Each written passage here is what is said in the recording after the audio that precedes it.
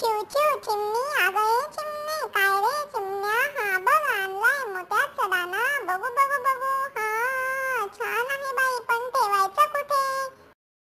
ठेवायचा कुठे? त्यात काय मोठे, बांधूया घरटे. हा झाडाच्या फांदीवर बांधूया छोटे घर. चला चला लवकर काम करू भरभर. मी आणते, मी आणते, मी आणते कापूस, मी आणतो काड्या, मी आणते गवत, मी आणतो दोरा. आतमध्ये छानदार कापूस मऊ